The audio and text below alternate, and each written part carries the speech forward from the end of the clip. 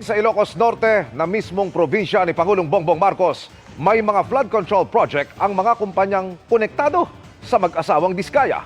Ang ilan, sira ng ating puntahan kahit wala pang isang taon.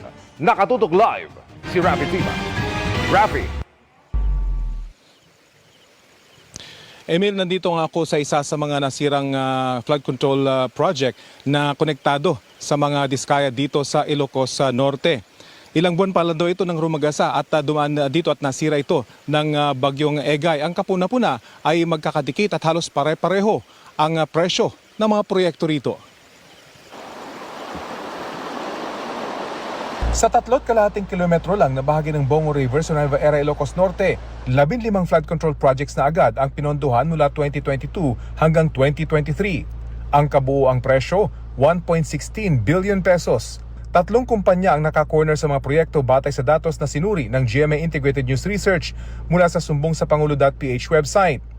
Yan ang Alpha and Omega General Contractor, St. Gerard Construction at St. Timothy Construction Corporation, mga kumpanyang pag-aari o konektado sa mag-asawang Sara at Curly Diskaya.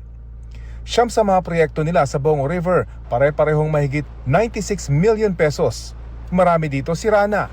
Bahagi ito ng milyong-milyong pisong flood control project ng DPWH dito sa Bongo River sa Nueva Ecija na wala pang 3 taon ay nasira na ng mga dumaang baha. Na-audit naman daw ng COA at napatunayang eto nga, nagawa ang proyekto. Pero kung pasok ba ito sa specification, hindi pa masagot ng mga otoridad. Maliit lang ang sirang bahagi ng river wall na ito, pero sa kabilang pampang, washed out ang malaking bahagi ng halos bagong gawa at konkretong river wall. Wala pang isang taon mula nang matapos ang proyekto, sinira na ito ng bagyong Egay. Malakas kasi yung tubig hanggang dito eh. Nasira lahat yung mga kondyan. Yung mga tupin dyan. Nagulat ho ba kayo na nasira agad? Oo. Di namin nakalain ganyan pala yung lakas ng tubig. Hininga namin ng pahayag ang mga opisyal ng munisipyo, pero walaan nilang pwedeng sumagot sa aming mga tanong tungkol sa proyektong ayon sa kanila ay hindi dumaan sa lokal na pamahalaan.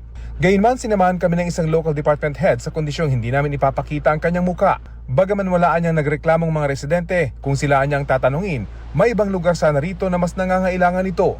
Nilapitan namin ang bahagi ng river wall na sinira ng rumagasang tubig. Parang ito yung dugtungan ng lumang river wall tsaka yung bago. Pero yung ilalim nito talaga puro bato na. Oh, yan. Kapansin-pansin sa bahagyang ito ng nasirang dike, may isang piraso lang na bakal yung makikita. At yung kapalang semento sa ibabaw nito, ilang pulgada lang. Ang ilalim nito, puro bato na. Pero hindi lang sa Bongo River may proyekto ang mga kumpanya ng mga Diskaya. Katunayan, sa 36 na flood control project sa Nueva Ecija, 32 ang pinaghati-hatian ng 5 kumpanyang konektado sa mga Diskaya.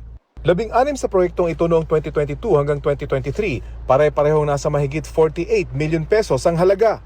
2 naman ang eksaktong 79,130,000 ang presyo.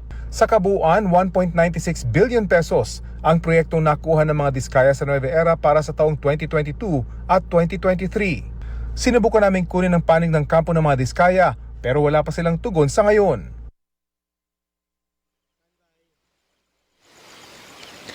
Tanong ngayon ng mga taga rito, Emil, ay kung pasok pa sa warranty itong mga nasirang dike at kung kailan ito maaayos. Sa kabuuan, mahigit 10 bilyong piso ang halaga ng mga flood control projects na itinayo dito sa Ilocos Norte.